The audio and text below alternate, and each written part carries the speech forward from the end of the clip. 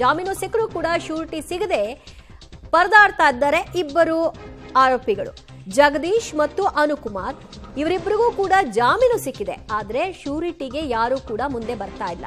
ಶ್ಯೂರಿಟಿದಾರರಿಲ್ಲದೆ ಅವರ ಕುಟುಂಬಸ್ಥರು ಈಗ ಕಂಗಾಲಾಗಿದ್ದಾರೆ. ಈ ಆರೋಪಿಗಳು ಕೂಡ ಕಂಗಾಲಾಗಿದ್ದಾರೆ. ಜೈಲಿನಿಂದ ಯಾವಾಗ ಬಿಡುಗಡೆ ಆಗ್ತೀವಿ ಅಂತ ಆತೋರಿತಾ ಇದ್ರು.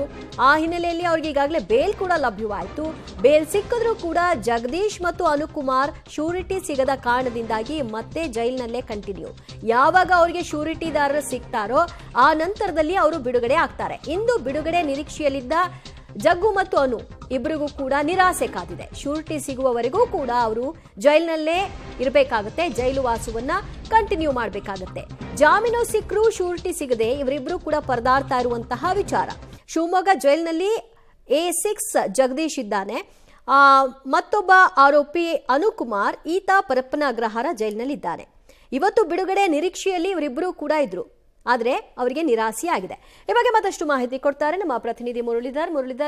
ಎಲ್ಲ ಆರೋಪಿಗಳಿಗೆ ಯಾರು ಅರ್ಜಿ ಹಾಕೊಂಡಿದ್ರು ಅವರೆಲ್ಲರಿಗೂ ಕೂಡ ಜಾಮೀನು ಸಿಕ್ಕಿದೆ, ಆದ್ರೆ ಇವರಿಬ್ಬರಿಗೆ ಇನ್ನೂ ಕೂಡ ಶ್ಯೂರಿಟಿದಾರರು ಇಲ್ಲದೆ ಇರೋದ್ರಿಂದ ಸಹಜ ನಿರಾಸೆ ಅವರನ್ನ ಕಾಡ್ತಾ ಇದೆ. ಕುಟುಂಬಸ್ಥರು ಏನ್ ಹೇಳ್ತಾರೆ? ಖಂಡಿತವಾಗಿದ್ದೀವಿ. ಒಂದು ಸೆಲ್ಫಿಗೋಸ್ಕರ ಚಿತ್ರದುರ್ಗದಿಂದ ಬೆಂಗಳೂರಿಗೆ ಬಂದು ಕೊಲೆ ಪ್ರಕರಣದಲ್ಲಿ ಸಿಲುಕಿದಂತ 4 ಜನ ಆರೋಪಿಗಳು ಕೂಡ ಇದೇ ಸಂಕಷ್ಟವನ್ನ ಅನುಭವಿಸಿದಂತದ್ದು. ಈ ಹಿಂದೆ ಕೂಡ ನಾವು ನೋಡಿದ್ವಿ, ರವಿಶಂಕರ್ಗೆ ಶ್ಯೂರಿಟಿಯನ್ನ ಕೊಡ್ಲಿಕ್ಕೆ ಆಗದೇನೆ 15 ದಿನಗಳ ಕಾಲ ಆತ ಹೆಚ್ಚುವರಿಯಾಗಿ ಜೈಲಿನಲ್ಲೇ ಇದ್ದ. ಆತ ಅದಾದ ನಂತರ 15 ದಿನಗಳ ಬಳಿಕ ಶ್ಯೂರಿಟಿಯನ್ನ ಅರೇಂಜ್ ಅನ್ನ ಮಾಡಿಕೊಂಡು ಕುಟುಂಬಸ್ಥರು ಅಂದ್ರೆ ಜೈಲಿನಿಂದ ಹೊರಗಡೆ ಬರುವಂತ ಪ್ರಕ್ರಿಯೆಯನ್ನ ಮಾಡಿದ್ರು. ಅದೇ ರೀತಿಯ ಪರಿಸ್ಥಿತಿ ಈಗ ಅನುಕುಮಾರ್ ಮತ್ತು ಜಗದೀಶ್ ಇಬ್ಬರಿಗೂ ಕೂಡ ಆಗಿರುವಂತದ್ದು. ಅಂದ್ರೆ ಅಭಿಮಾನದ ಹುಚ್ಚು, ಅಭಿಮಾನಕ್ಕೋಸ್ಕರ ಬಂದಂತ ಅವರು ಈಗ ಕೊಲೆ ಪ್ರಕರಣದಲ್ಲಿ ಸಿಲುಕಿದ್ರು. ಕಳೆದ 6 ತಿಂಗಳಿಂದ ಜೈಲಿನಲ್ಲಿದ್ದಾರೆ. 6 ತಿಂಗಳಿಂದ ಜೈಲಲ್ಲಿದ್ದು ಹೇಗಾದ್ರೂ ಮಾಡಿ ಜಾಮೀನನ್ನ ಪಡ್ಕೊಳ್ಬೇಕು ಅಂತ ಹೇಳಿ ಪ್ರಯತ್ನವನ್ನ ಮಾಡ್ತಾ ಇದ್ರು. ಹೈಕೋರ್ಟ್ ನ ಮೂಲಕ ಜಾಮೀನನ್ನು ಕೂಡ ಪಡ್ಕೊಂಡಿರುವಂತದ್ದು.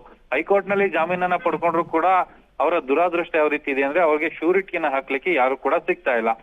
ಅಂದ್ರೆ ರವಿಶಂಕರ್ಗೂ ಕೂಡ 15 ದಿನಗಳ ಕಾಲ ಹೆಚ್ಚುವರಿಯಾಗಿ ಜೈಲಿನಲ್ಲೇ ಕಳೆದಿದ್ರು.